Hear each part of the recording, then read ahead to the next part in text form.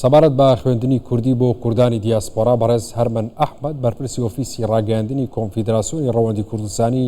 لۆڤین لە بەلجیکاوە لەگەڵمانە. بەڕێز هەرمەن سوپاس بۆ ئامادەبوونی بەڕێستان بەخێر بن. چەند قوتابی کورد سوودمەندە بن لەم 6,000 کتێبە؟ سڵاو بۆ ئێوە و سڵاو بۆ بینەرانیش. هەڵبەتە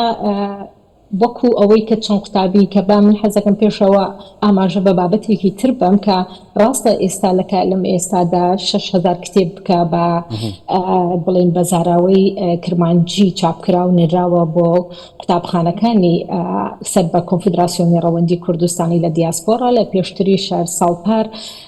زیاد لە 9,000 کتێب چاپ کراوە کە بۆ زاراوەکانی بڵێن سۆرانی و بادیدی. اینجا ئەم قوتابخانانەی کە ئێمە وەکو کۆنفیدراسیۆنی ڕەوەندی کوردستانی کە ئەو فرگایانی کە لە دیاسپۆرا هەن کە دابش بوونە بەسەر وڵاتانی ئەوروپا و ئەمریکا و کەنەدا، هەمویان سوودمەند دەبن لە دابشکردنی ئەم کتێبانە بەسەر ئەو قوتابخانانەی کە بەشێکن لە پرۆگرامەکانی کۆنفیدراسیۆن کە لە ڕێگەی فیدراسیۆنی زمانی کوردی نێودەوڵەتیەوانەیە سەرپەرشتی ئەکرێن. زۆر باشە. لە چەند قوتابخانە وڵات هەماهەنگیتان هەیە بۆ دابشکردنی کتێب؟ لە زۆربەی هەرە زۆری وڵاتانی ئەوروپای هەمانە، یعنی ئەگەر ئێمە ڕێژەکە بڵێن لە سەروی ئەتوانم بڵم سی لەو قوتابخانانی کە لە ئێمە ئەندامن یان بەشێکن لە ناو پرۆگرامەکانی کۆنفیدراسیۆنی ڕەوەندی کوردستانی بۆ فێربوونی زمانی کوردی. هەڵبەتە ئیتر نمونە هەندێکمان هەیە بە شێوازی فیزیکیە، هەندێکی هەیە بە شێوازی ئۆنلاین ئەخوێنن. ئەو قوتابخانانی کە بڵێن کە لە ناو پرۆگرامەکانی کۆنفیدراسیۆنی ڕەوەندی کوردستانیە تێدا بەشدارن و هەماهەنگیەکمان هەیە لەگەڵیانە، ئەو هەمویان سوودمەند ئەبن بۆ وەرگرتنی ئەو بڵێن کتێبانی کە لە بەردەستیانە هەیە کە حاڵیان کە ئامادە کراوە کە بە سوپاسەوە بێ بڵێن بۆ وەزارەتی پەروەردە کە هەماهەنگێکی زۆرمان هەیە لەگەڵیانە کە ئەو واژوەی کە لە نێوان کۆنفیدراسیۆنی و ڕەوەندی کوردستان واژوەیەکی یاداشنامەیەک واژوو کراوە کە بۆ 15 ساڵە کە ئەوان هاوکاری کۆنفیدراسیۆن بن و هاوکاری ئەو قوتابیانە بن کە لە دەرەوە لە ڕێگەی بڵێن کۆنفیدراسیۆنەوانەیە وانە دەخوێنن. زۆر باشە. هەرمەن خان، بەدەمەوهاتنی قوتابیان یاخود کە سوکاری قوتابیانە و قوتابخانانە چۆنە بۆ کتێبە کوردیانە بۆوانەی کوردی بەگشتی؟ هاندانێکی زۆر هەیە لەیان کە سوکاری کوردانە لەلایەن هەموو کە سوکارەکانەوانە، چونکە هەڵبەتە ئەویش بە دوو میتۆدێک هەیە لە هەندێک وڵات هەیە خۆشبەختانە ڕێگەیان داوە کە زمانی دایک لە ناو قوتابخانەکانی خۆیان وەکو وانەیەک وەربگرن فێر بن، بەڵام هەموو وڵاتانی ئەوروپا لەو پرۆگرامەیە بەشدار نییە. هەر بۆیە کۆنفیدراسیۆن بە گرنگی زانی کە ئەو وڵاتانەی کە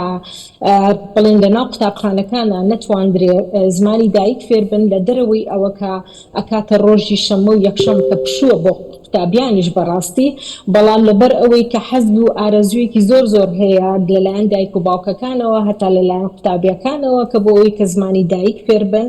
و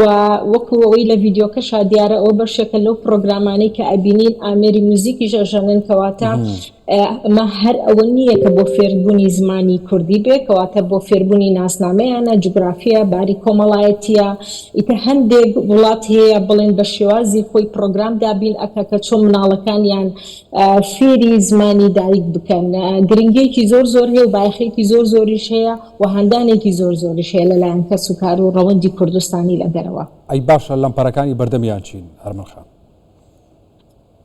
لەمپەر هەڵبەتە یعنی ئاستەنگی هەمیشە دێتە بەردەستەوەی کە بڵێن کاروبارەکانت کە بە شێوازێکی تەواوەتی نەبێ، لەبەرەوەی خۆتەزانی ئێمە لە کۆنفیدراسیۆنی ڕەوەندی کوردستانی دابەش بووینە بەسەر هەموو وڵاتانە و هەر وڵاتێکیش سیستەم و یاسای خۆی هەیە و هەندێکیش بڵێن بۆ نمونە ئێمە مامۆستاشمان بڵێن ئەبێ بڵێن لە هەندێک وڵات هەیە مامۆستامان نییە بۆ دابینکردنیان و ئێمە کار لەسەر ئەوەش ئەکەین کە زۆربەی ئەو مامۆستانی کە بێ سوپاسیان بکەین کە بەشێکی هەر زۆری ئەو مامۆستایانە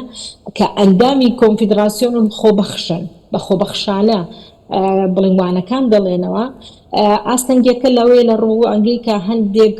لە شارەوانیەکان کە لێرە لە ڕێگای دابینکردنی شوێن بۆ ئەو قوتابخانانە تۆزێ کاریان قورس ئەبێ و بۆ نمونەمان زۆرە لە بەلجیکا لەم وڵاتی خۆم کە لێیم لە شاری لوڤن هەمان لە سەرەتا تۆزێ ئاستەنگێکیان هەبوو بۆ شوێن هەر جاری لە شوێنێکە وانەکانیانەوتەوە هەتا لە ئاخیرا لە ڕێگەی شارەوانی و بە هاوکاری کۆنفیدراسیۆنی ڕەوەندی کوردستانی توانیان جێگایەک دابین بکەن کە تێیدا قوتابیەکان تێدا بەردەوام بن و هەر جاری لە جێگایەک نەبن. زۆر چاکە. هەرمەن خان ئەی تەمەەن دیاری کراوە بۆ کەسانێک یانەوێ بخوێنن بەشدار بن یان بۆ نمونە کەسی تەمەەن گەورە حەزەکە بخوێنێ ئەتوانێ؟ وڵایەکی خۆمم حەزم کرد لە بۆ کرمانجیەکە ئارەزوشم ئەوە هەبوو کە ویستی بۆ کرمانجیەکە لەبەرەوەی کاروبارەکانمان لە دیاسپۆرا ئەوەیە کە ئێمە ئیتر زمانمان فراوان بووە ناسینمان زۆر فراوان بۆ بەڵام هەڵبەتە زۆر کەس هەیە تەمەەن لە خۆتەزانی لە هەر 6 ساڵیەوە کە هەر مناڵێکە ئەتوانێت فێری ئەلفوبێ بێت سودمەند ئەبێت بەڵام هەندێک وڵات هەیە یەکێکی من ئەگەر باسی بەلجیکا بکەم زۆر لە دایکان و باوکان حەزەکەن ئەو مناڵانەشیان کە تەمەنیان چۆتە سەروی 15 ساڵەوانێ داوای کلاسی جیان کردوتەوەیان بۆ ئەوانەی کە 18 ساڵن داوا ئەکەن کە بۆ ساڵی ئایندە کلاسێکیان بۆ بکرێتەوە بۆ گەورەکانیش کە سوودی لێوەربگرێ بەڵام ئێمە ئەتوانین بڵێن زۆربەی هەر زۆری ئەو مناڵانەی کە لە ئێستا تێدان لە سەروی 6 ساڵەوە هەتا وەکوم 14 ساڵی بۆ 15 ساڵی تێدا بەشدارن هەشمانە گەورەشمان تێدا هەیە کە ڕاستی یەکێکی وەکو خۆم بۆ ساڵی ئایندە ینی ناوی خۆم ئەنووسم هەشە تێدا بەشدارە ینی بۆ کەسی گەورەشی تێدا هەیە. وڵاوە ینی پلانێکی زۆر باش هاتە بەڕێز هەرمەن بەس ئەی پلانی داهاتووتان چییە؟ بۆ فراوانکردن بەردەوام بوون چیتر هەیە؟ هەڵبەتە پلانی داهاتوو یەک و کۆنفیدراسیۆنی ڕەوەندی کوردستان خوازیارین یعنی ئێمە ئەو پرۆگرامە کە لە زۆربەی هەرە زۆری وڵاتانی وەکو ئەمریکا بڵێن کەنەدا ئەوروپا بگەینە ئوسترالیاش خۆشبەختانە لە زۆربەی هەرە زۆری وڵاتان ئێمە هەماهەنگیمان هەیە هاوسەرزیمان هاودەنگین لەگەڵیانە ئەوانیش بە هەمان شێوە لەگەڵ ئێمە لەسەر یەک هێڵن بە تایبەتی ئەو ناوەند و ڕێکخرا و فیدراسیۆنانی کە سەر بە کۆنفیدراسیۆنن ئەوان کارەکانیان زۆر بە باشی دەبن بەڕێوە وەکو ئێمە ئامانجمان زیادکردنی قوتابخانەکانە لە ناو هەموو وڵاتەکان ئامانجمان ئەوەیە کە هەموو مناڵێکی کورد لە تاراوگە فێری زمانی دایک بێ ناسنامەی خۆی بناسێ ئامانجی درێژخایانیشمان ئەوەیە کە بە ببین بە پردێک بۆ دروستکردنی سیستەمێکی بەهێز بۆ گەشەپێدانی زمانی دایک لە دەرەوەی وڵات هەڵبەتە کۆنفیدراسیۆن ئامانجی زۆر زۆرە و بەشێک لە ئامانجەکانیی خۆشبەختانە هێناوەتە دی و لە ئایندەتیشە ئێمە هەوڵی ئەوە ئەدەین کە بە هەمانگی لەگەڵ وەزارەتی پەروەردە ئەو سیستەمی مامۆستا و خوێندن و بڵێن کۆرسات و بڵێن کۆمەڵی بابەتی تر هەیە کاریان لەسەر بکەین بۆ گەشەپێدانی ئەم پرۆژەیە. باشوەڵا پرسیارێک هەیە بەرز هەرمەن ینی ئەو کتێبانی کە بۆ نمرە قوتابیانەی خوێنن ئەو وانانە وانەی مێژوین یاخود چین ینی بۆ نمرە چونکە ئەو کەسانی کە لە دەرەوە ڕەنگە زۆر ئاشنا نەبن بە مێژوو بەرکەوتیان لەگەڵ زۆر ڕووداوانە بێ کە لە هەرێمی کوردستانە هەیە.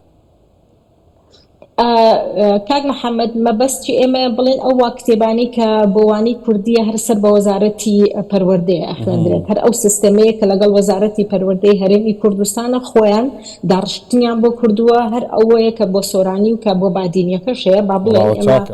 قوتابیەکان هەم بە سۆرانی هەم بە بادینی هەم بە کرمانجی ئەخوێنن و هەندێک لە ئەو مامۆستاکان و بەرنامەی پرۆگرامی خۆیان لە ناو کلاسەکانە ئەوەیە بڵێن پەروەردەیی کۆمەڵایەتی هەندێک وڵاتیش هەیە ئاینیش چونکە ئەوان لەبەر ئەوەی هەندێک ڕێکخراو هەیە لە ژێر ناوی ئاینەوانە بڵێن قوتابخانەیان مۆڵەتیان وەرگرتووە بڵێن لە وڵاتی وەکو نەرویج هەیە بەڵام بە زۆری هەرە زۆری وڵاتەکان کە وەکو جوگرافیا ئەخوێنن مێژوش ئەخوێنن بەڵام ئەوە لە چوارچێوەی زانیاریکی گشتیە نەک بڵێن ئەو زانیاریانەیە کە لە ناو کتێبەکەدا هەبێت. باشە بەڕێز هەرمەن هیچ چیرۆکێکەیە کە خێزانێک هاتبێتنە ئێرە هاتبێتنەوە کوردستان با بڵێن ینی منداڵەکانیان نیانتوانی بێ تابلۆی سەرشەقامەکان بخوێنەوە تابلۆی دوکان و بازارەکان بخوێنەوە نەتوانن قسە بکەن تێبگەن هیچ چیرۆکێکی وا هەیە کە بتوانن بیخوێنەوە یان نەتوانن بیخوێنەوە وەڵا بەشێکی زۆر هەیە ینی بەداخەوە بەشێک هەیە ینی لە خێزانە کوردەکان کە کەمتەر خەمن لەوەی کە نەیانتوانی و مناڵەکانیان هەر لە سەرتاوە بڵێن بە زمانی دایک خۆیان لە ناو خێزانی خۆیانە فێر بن چکە مناڵ لە تۆ لە خۆتەوە فێرە بێت ئەگەر بێت و ئەو دایک و باوکە لە ناوانێ لە ناو خێزانی خۆیان ئەو نەبێ بە مامۆستای بڵێن مناڵەکانی ناتوانێت لە دەرەوانێک هیچ ئەلفابێتێکی کەی کوردی مەبەستم چونکە مناڵ زیرەکە مناڵ ئەتوانێت لە کات لە یەک ئاستا بڵێن چەند زمانێک بڵێن فێر ببێن جە بۆیە ئەوە بەس بەداخەوە لە ناو زۆربەی هەرە زۆری خێزانە کوردیەکان لە سەرەتای کە ئاهاتن بۆ ئەم ئەوروپەوەیان ئەزانی کە بە زمانی دایک قسە بکرێ هەم کەمتەر کەماسیەکە بۆ ئەوان ویان زانیوە ئیتر بەرەو دواکەوتوی ئەڕوا بناڵەکانیان ناتوانن زمانی ئەو وڵاتە فێر بن بەڵام لە ئاخیرەوە دراسەیەک دەرچووە کە ئەڵێ مناڵ ئەتواندرێ لا کاتێکا چەندین زمان پێ بێ بە تایبەتی زمانی دایک گەشتێکە لە هەر زمانە گرنگەکان کە پێویستە مناڵ لە سەرتاوانەیە قسەی پێ بکات بۆ ئەوەی کە بتوانێت لە ئایندەیە گرفتوشی گرفت نەبێت بەڵام با من یشتێ بڵم هەشە زۆر خێزانیش هەیە کە مناڵی لەم ئەوروپایە لە دایک بووە کوردێکی هێندە پارا و قساعەکە حەزەکەی دابنیشی لەگەڵ یا گوێی لێ بگری بە تایبەتی ئەو مناڵانی کە لە ئەوروپاشە گەورە ئەبن و فێری نە بە زمانێکی کوردێکی پەتی قساکەن تەنانەت حەز ناکەن بە سەعات بڵێن سەعات حەزەکەن بڵێن کاتژمێر بڵێن چرکە بڵێن شەقام بڵێن ئۆتۆمبیل یعنی ئەمانە هەیە کە لەناو ئەو مناڵانەیە کە لە دیاسپۆرایە گەورا بن حەزیان پێی نییە دەستەواژەیەکی تری بڵێن عەرەبی یان هەر زاراوە شتێکی تر بەکاربێنن حەزەکەن زاراوە زمانە پاراوەکەی خۆی کوردیان بەکاربێنن بێگومان بەڕێز هەرمن ئەحمەد بەرپرسی ئۆفیسی ڕاگەاندنی کۆنفیدراسیۆنی ڕەوەندی کوردستانی لە شاری لۆڤین لە بەلجیکاوە سوپاس بۆ ئامادەبوونی بەڕێستان بەخێر بێت سپاس بۆ ئێوە و دەستان خۆش بێت و هەر هەبن بەخێر